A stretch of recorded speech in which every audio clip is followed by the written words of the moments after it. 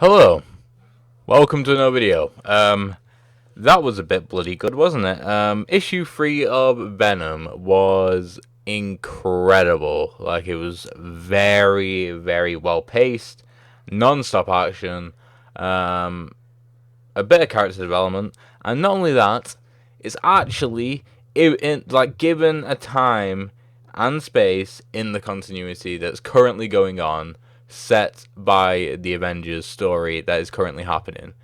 Thank God, it's just something has happened. I mean, like, previously I don't think it was the last Spider-Man, it might have been the Spider-Man before.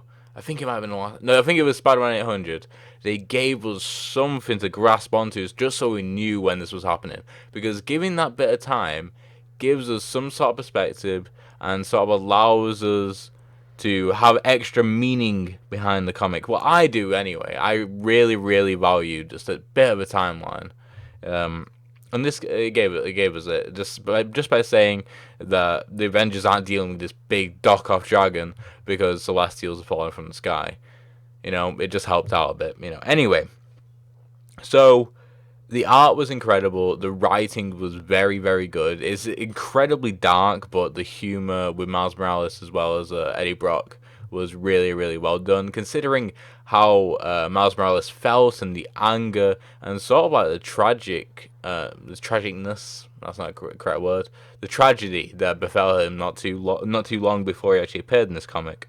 Um, I feel like it was kept very, very light, but also very serious at the same time. And my God, our villain looks so, so good. Like, actually, I just love his character design. Just look at that. He's like a bloody Spider-Man Dracula, actual Spider-Man Dracula. It looks so, so cool. I'm very, very happy with his design. It's also like it's like a spider with a bat head and tail. It literally just looks like a Dracula. That is actually it's amazing. And just overall the art, especially when he shows up, just look at these panels. Oh my Gideon, that is just so so cool. And like I said, the art is very very good. It flip flops a bit between serious and funny, but it's never jarring. It's always a nice flow. It's always completely understandable as well.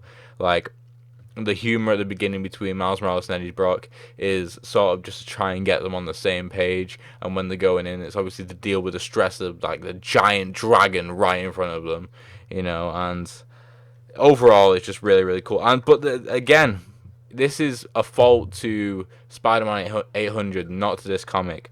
But again, if we uh, if we go to here on this panel, this one here. Please don't take it away from me. It's all I have. It's when he's getting symbiote taken away from him.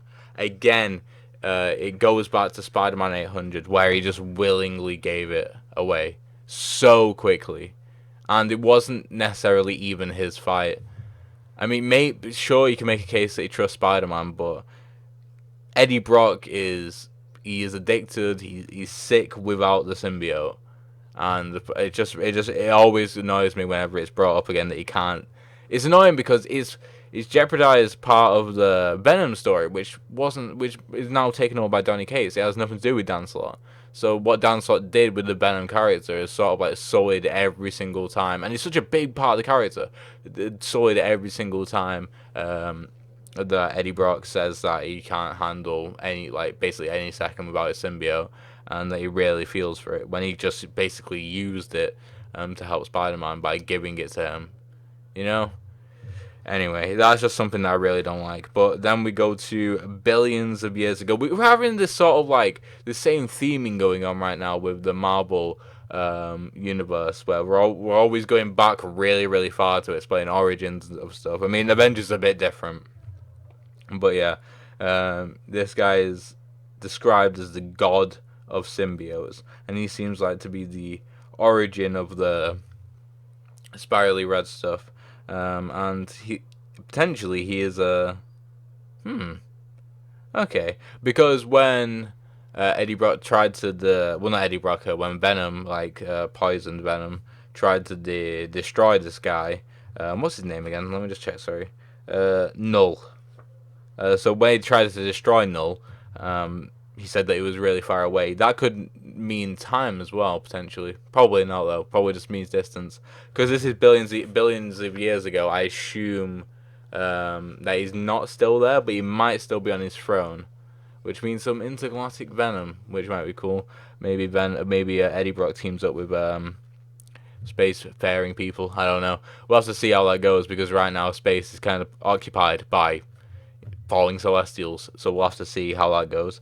But other than that, great read, great book, 100%. Got me on board with Venom now.